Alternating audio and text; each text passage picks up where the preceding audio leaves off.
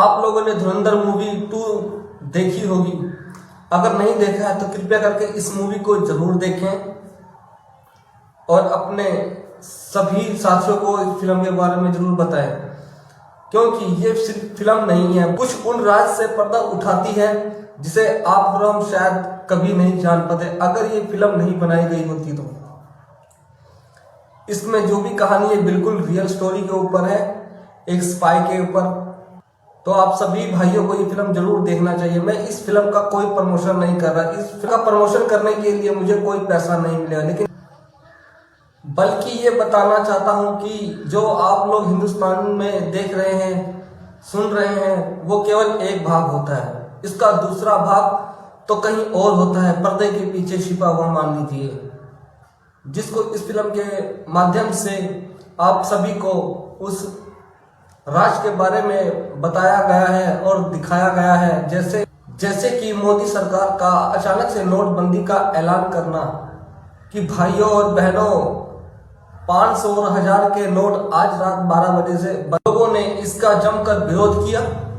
दोस्तों, ये मूवी धुरंधर पार्ट 2 में ये दिखाया गया है कि हमारा दुश्मन देश पाकिस्तान हमारे देश में किस तरह से नकली नोटों का व्यापार कर रहा था।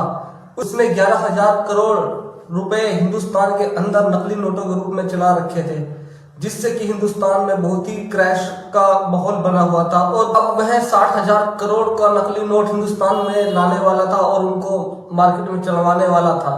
यही कारण था कि हमारे देश की खुफिया एजेंसियों ने जब ये खबर भारत सरकार को दी कि तब भारत सरकार ने बहुत ही चालाकी और होशियारी के साथ ये कदम उठाया कि भारत 500 और 1000 के नोटों को ही बंद कर दिया, रद्द कर दिया, जिससे कि हमारे पड़ोसी मुल्क पाकिस्तान को नकली नोटों का व्यापार रहा था वह अपने आप ही बर्बाद हो गया। साथियों, लड़ाई हमेशा तलवार, बंदूक, तोप, परमाणु नहीं जीती जाती।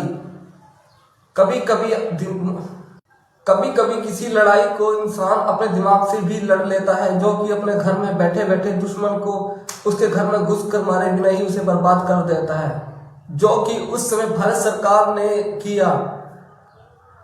उस समय नोट बंद करने का ऐलान करने का मतलब कि पाकिस्तान में हो रहे नकली नोटों का व्यापार जहां पर वह है वहीं पर ही बर्बाद हो गया, जिससे कि वह नकली नोट कभी हिंदुस्तान आया ही नहीं, बल्कि जिस फैक्ट्री में था, धुरंधर मूवी में दिखाया गया है कि वहां पर नकली नोट जैसे कि हमारे अखबारों में छपता है वैसे छप रहा था, और हमारे स्पाई एजेंट ने जाकर के वहां पर आग लगाकर उस फैक्ट्री को बर्बाद कर दिया। धुरंधर मूवी पार्ट 2 में अतीक अहमद का भी नाम आया है, उसका लिंक भी पाकिस्तान के साथ जुड़ा हुआ था। नकली नोटों के व्यापार में उनका पूरा भागीदार था, पाकिस्तान को सपोर्ट कर रहा था, जिसके कारण योगी सरकार ने उसके साथ जो भी एक्शन लिया बिल्कुल सही एक्शन लिया। ऐसे देश के गद्दारों को पूरी मीडिया, पूरी दुनिया के सामने गोलियों से भून कर रख दिया, ताकि पूरी दुनिया में उस देशद्रोही का अंजाम सबको पता लग सके जो हमारे देश में रहकर हमसे गद्दारी करता है। दोस्तों, ये नया भारत है, घर में घुसेगा भी और घर में घुसकर मारेगा भी। कोई हमारे देश में हुनर कंपनी चप्पल, अगर आपने इसको नहीं पहना तो आपने कुछ नहीं पहना। आज ही घर लाए हुनर कंपनी चप्पल, देश का आपका अपना नंबर 1 ब्रांड हुनर कंपनी चप्पल। घुसकर हमारा धर्म पूछकर और हमको मारेगा तो हम भी अपना धर्म बताकर उसके घर में घुसकर उसको मार के उसका हिसाब लेंगे।